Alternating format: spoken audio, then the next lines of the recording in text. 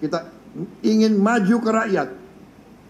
Kita minta izin rakyat untuk kita berkuasa. Karena kita ingin berkuasa hanya untuk kepentingan rakyat dan bangsa Indonesia.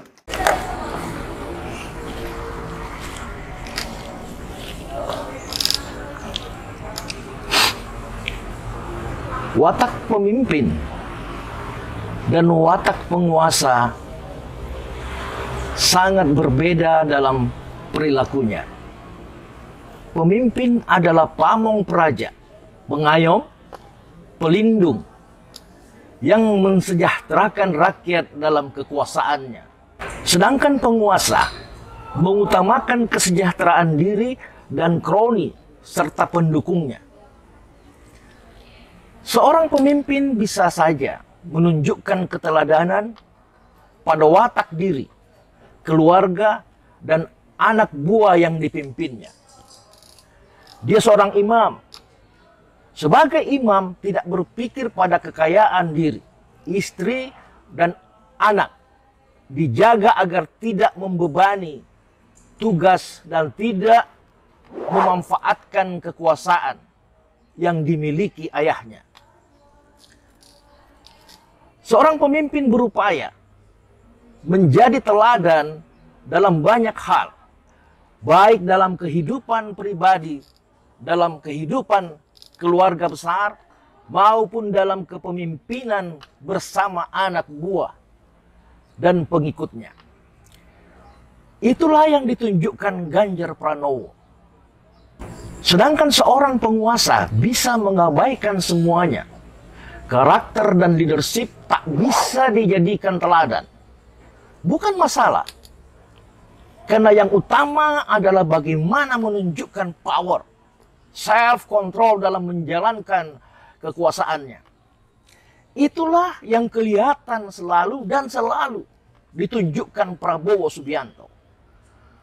Seorang pemimpin menyadari batas-batas di mana dia akan segera turun dan berganti. Sedangkan penguasa berupaya terus mengabadikan kekuasaannya, legasinya, dan melakukan segala cara untuk mempertahankan kekuasaannya. Dengan cara full power, menghalalkan segala cara. Seorang pemimpin menyiapkan penggantinya, sedangkan penguasa akan menyiapkan keturunan dan kerabat untuk memastikan kekuasaannya tidak jatuh kepada orang lain. Begitu juga kepada keluarga lainnya, agar legasinya abadi. Apakah Pak Jokowi sedang bertransformasi dari watak seorang pemimpin menjadi seorang yang berwatak penguasa? Jumpa lagi dengan saya Daeng Bur dalam Gelitik, Gelinya Politik di Kanal 2045 TV Jogja. Katakan yang sebenarnya sekalipun itu pahit, demi mendukung dan menangkan Ganjar Pranowo di Pilpres 2024.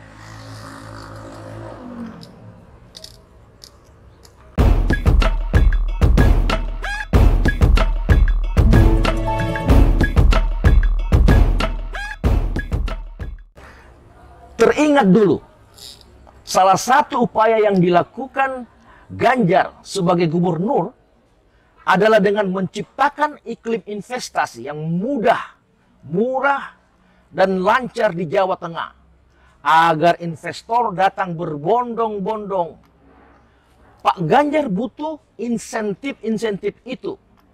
Tentu kemudahan yang paling utama, perizinan, lalu pungli korupsi harus dibabat habis. Ketersediaan lahan juga diupayakan dengan baik. Pak Ganjar paham betul bagaimana agar ekonomi kita harus semakin berdikari, tidak lagi bergantung pada banyak negara. Pak Ganjar juga berpikir secara global bahwa relasi antara negara perlu dikembangkan. Namun sejalan dengan itu beliau mendorong agar kemampuan dalam negeri mendapatkan perhatian lebih utama. termasuk pembangunan SDM. Salah satu bukti nyata adalah dibikinnya sekolah gratis bagi anak-anak yang tidak mampu. Syarat masuk sekolah ini adalah anak yang orang tuanya tidak mampu secara ekonomi. Secara ekonomi membiayai anaknya. SMK Negeri 3 Semarang yang semua alumninya sudah terserap sebagai tenaga kerja ahli, maksud saya, di berbagai negara. Dan juga bisa melanjutkan pendidikannya ke jenjang yang lebih tinggi di beberapa perguruan tinggi ternama di Indonesia. Pak Ganjar Mahfud sudah mencanangkan jika memenangi kontestasi Pilpres nanti akan membuat SMKN gratis seperti yang dia buat di Semarang. Akan dibuat di seluruh pelosok tanah air. Biaya pendidikan gratis dari SD sampai SLTA dan akan dibiayai sampai selesai minimal 1 sarjana untuk 1 keluarga. Untuk 1 keluarga miskin maksud saya. Diharap dari 1 sarjana dalam keluarga miskin ini dapat membantu meningkatkan perekonomian keluarganya. Untuk keluarga miskin yang belum punya rumah, Ganjar Mahfud mempunyai program Tuku Lemah Oleh Omah. Rakyat bisa membeli tanah dengan angsuran kecil, tapi dapat rumah di atasnya yang disubsidi oleh pemerintah. Dalam kontestasi Pilpres 2024, Pak Ganjar dilengkapi pasangan Pak Mahfud MD dengan sosok yang dapat dipercaya. Sidik, amanah, fatonah, dan tablik. Mahfud MD adalah berkah yang dipilih Ibu Megawati untuk menjadi wapresnya Pak Ganjar Pranowo di Pilpres 2024 nanti. Kedua pasangan ini dikenal anti KKN. Dilihat dari rekam jejaknya, mereka sejak awal menjadi gubernur dulu, Ganjar sudah menerapkan tagline "Mboten korupsi lan mboten ngapusi". Bahkan terdapat stiker di mobil dinas ASN Jateng yang bertuliskan, "Nek aku korupsi, ora selamat. Kalau korupsi tidak akan selamat." Sementara di dunia lain, di pemerintahan, Pak Mahfud begitu gencar mengawal menegakkan hukum dan demokrasi yang bermuara pada keadilan. Tentu saja beliau menghadapi banyak kendala karena berhadapan dengan oligarki dan invisible hand yang ada di semua lini kekuasaan, baik di eksekutif, legislatif, dan yudikatif. Saat ini Pak Prabowo sudah direkayasa dan resmi berpasangan dengan Gibran, sang anak presiden, sang ponakan hakim ketua MK saat itu. Ini sah-sah saja dalam proses demokrasi, kita. Hanya caranya yang banyak dikritisi orang. Ketika Gibran saat deklarasi mengatakan, "Pak Prabowo, tidak usah takut, saya sudah ada di sini." Pede sekali dan terkesan arogan bagi saya, bagi pandangan banyak elit. Lantas kemudian Gibran banyak berkomentar bahwa lawan kontestasinya ketakutan karena bergabungnya dia dengan Prabowo. Saya mau tegaskan di sini, Mas Gibran, kami dari relawan Ganjar sama sekali tidak takut.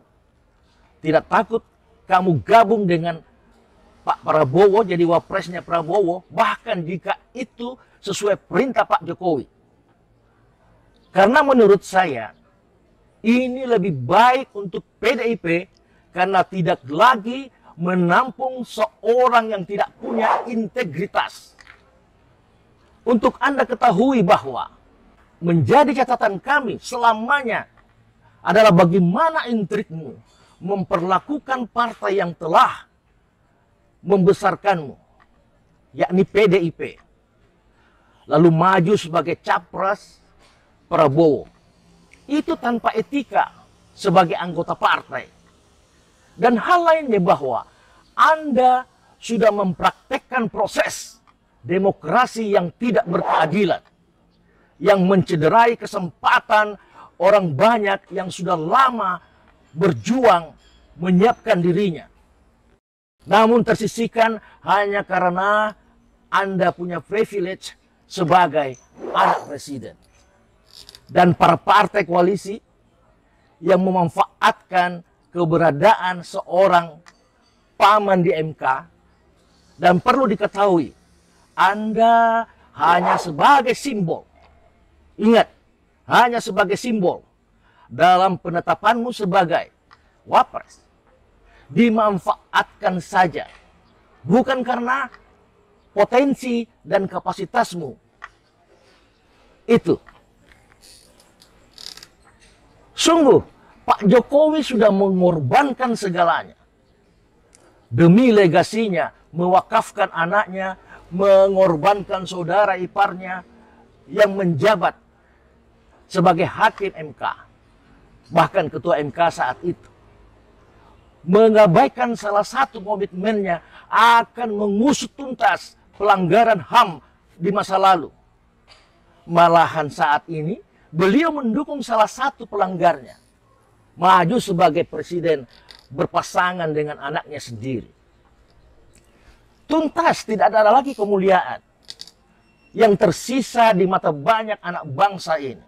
Oleh karena itu saya ucapkan, selamat datang Neo Orde Baru. Saudara-saudara, pasangan capres, cawapres, Ganjar Mahfud adalah pilihan cerdas semua lintas generasi, khususnya para Gen-Z yang akan berperan di 10 atau 20 tahun yang akan datang. Ayo para milenial dan para Gen-Z, masa depanmu dipertaruhkan. Jangan salah pilih. Saya Deng Gur dari Kanal 2045 TV Jogja. Ayo, dukung, pilih, dan menangkan Ganjar Mahfud di Pilpres 2024. Salam Pancasila, merdeka, merdeka, merdeka.